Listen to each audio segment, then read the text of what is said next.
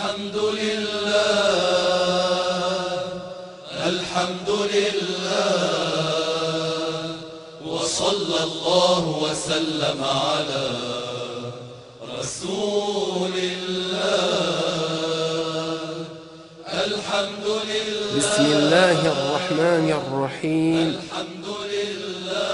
الحمد لله رب العالمين والصلاة والسلام على رسول الله اللهم علمنا ما ينفعنا وانفعنا بما علمتنا وزدنا علما اللهم آتنا في الدنيا حسنة وفي الآخرة حسنة وقنا عذاب النار. La louange est à Allah, le Seigneur des mondes, et que Dieu élève et honore davantage en degré le rang de notre maître Muhammad, alayhi salatu wassalam, et on demande à Allah de préserver la communauté du prophète Muhammad de ce que le prophète Muhammad craint pour elle. Assalamu alaikum wa rahmatullahi wa barakatuh, mes frères et sœurs en islam. Cet audio est une réplique au tract intitulé « Le seul crime que Allah ne pardonne pas », qui est un tract qui a été distribué durant le mois d'avril 2011 à différents endroits.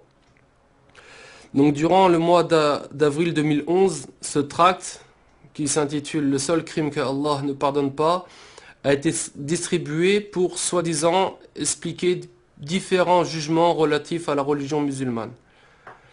Ce tract a pour prétention d'expliquer ce qu'est le shirk, c'est-à-dire l'association, la mécréance.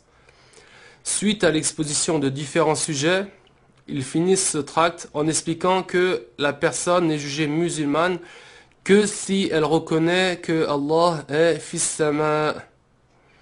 C'est-à-dire que ces personnes, ces gens qui se font appeler salafistes, qui sont les wahhabites, ne jugent la personne croyante, c'est-à-dire musulmane, que si elle reconnaît que Allah est fis sama. Suite à cela, ils disent que Dieu nous préserve de telles paroles, que Allah est fis sama et que ici fi veut dire au-dessus. Donc ils prétendent que Dieu est au-dessus du ciel, alors que c'est Allah qui a créé et le ciel, et ce qu'il y a au-dessus du ciel, et ce qu'il y a en dessous du ciel. Ils se basent pour justifier leur mauvaise croyance sur le hadith de la femme esclave. Hadith dont le sens apparent vient contredire plusieurs hadiths très connus des musulmans, parmi lesquels la parole du prophète Muhammad sallallahu alayhi wa sallam: بني الإسلام على خمس شهادة أن لا إله إلا الله وأن محمدا رسول الله وإقام الصلاة وإيتاء الزكاة وصوم رمضان وحج البيت. Hadith qui a été rapporté par Al-Bukhari et Muslim, qui signifie l'islam est basé sur 5 principaux devoirs. Le témoignage qu'il n'est de Dieu que Allah, lui seul sans associé, et que Muhammad est le messager de Allah, et l'accomplissement de la prière, et le versement de la zakat, et le jeûne de Ramadan, et le pèlerinage à la maison sacrée. Donc suite à ce hadith, on comprend que le prophète alayhi salatu wassalam s'est basé sur la prononciation des 2 témoignages, c'est-à-dire ashhadu an la ilaha illallah wa ashhadu anna muhammadan rasulullah, pour juger la personne croyante. Et il ne s'est pas basé sur le fait qu'elle reconnaisse que Allah est dans une direction, c'est-à-dire au-dessus d'un endroit ou en dessous d'un autre endroit. Ce tract prend pour référence des ouvrages récents, c'est-à-dire qui sont apparus lors du XXe siècle, et qui prennent pour auteur des gens comme Uthaymin, qui sont tous morts récemment.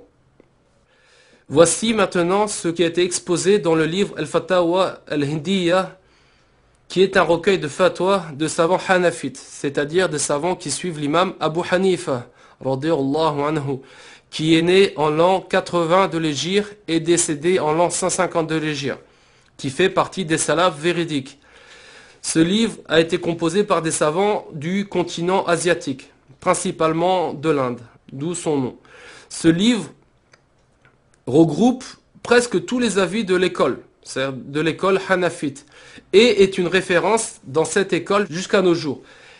Et il a été écrit il y a plus de 300 ans, c'est-à-dire que ce n'est pas un livre récent.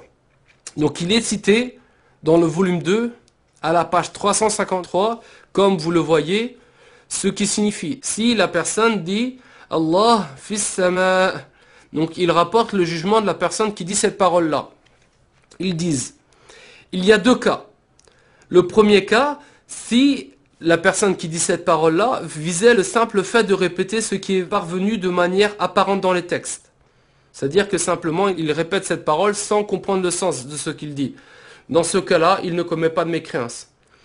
Et le deuxième cas, s'il visait par cela l'endroit, alors il commet la mécréance. C'est-à-dire qu'il n'est pas musulman. C'est-à-dire que si par la parole Allah fis sama, il visait que Allah était dans un endroit, c'est-à-dire dans un endroit, c'est qu'ils disent que fi ici signifie dans ou au-dessus, ils ont dit qu'il était mécréant. Les points à retenir de ceci sont tout d'abord que ce livre a été écrit il y a plus de 300 ans par plus de 500 savants hanafites. Ce n'est donc pas un nouveau jugement dans la religion, ce n'est pas quelque chose qui est apparu récemment. Deuxièmement, ces savants n'ont écrit que les fatwas sur lesquels il n'y avait aucune contestation. Ensuite, on comprend aussi que celui qui dit que Allah fis sama, en visant par là que Allah est dans le ciel ou au-dessus du ciel, est mécréant. Il n'est pas musulman. C'est-à-dire que qu'ils disent que fi signifie dans ou qu'ils disent que fi signifie au-dessus, il est mécréant, non-croyant, non-musulman, car il aura attribué l'endroit et la direction à Allah, qui sont parmi les caractéristiques des créatures. Et enfin, ce qui est à prendre en compte dans cette parole, ce n'est pas une mauvaise traduction. Certains vous diront que c'est la traduction qui est mauvaise. Mais ce qu'ils ont cité, les savants, c'est la compréhension de la personne. C'est-à-dire que la personne qui dit que Allah fis sama, dans le sens que Allah est dans le ciel ou au-dessus du ciel, est déclarée mécréante sans aucun doute, non croyante. Elle ne suit pas le prophète Mohammed sallallahu alayhi wa sallam. Et elle ne suit aucun des savants musulmans. Attribuer à Dieu une des caractéristiques des créatures est de la mécréance, sans aucun doute. Et le fait d'être dans un endroit ou au-dessus d'un endroit est parmi les caractéristiques des créatures. Et donc dire que Allah est dans un endroit ou au-dessus d'un endroit est une mécréance, sans aucune divergence, sans aucun doute. Soyez donc en garde contre ce tract, qui s'appelle le seul crime que Allah ne pardonne pas, et mettez les gens en garde contre lui. Et voici la fin de mes propos, et je demande à Allah de me préserver ainsi que vous du châtiment de la tombe et du châtiment de l'enfer. Walhamdulillahi Rabbil Alamin.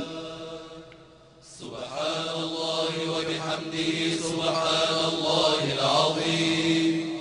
Subhanallahi wa bihamdihi, subhanallahi al-azim. Subhanallahi wa bihamdihi, subhanallahi al-azim. Subhanallahi wa bihamdihi, subhanallahi al-azim.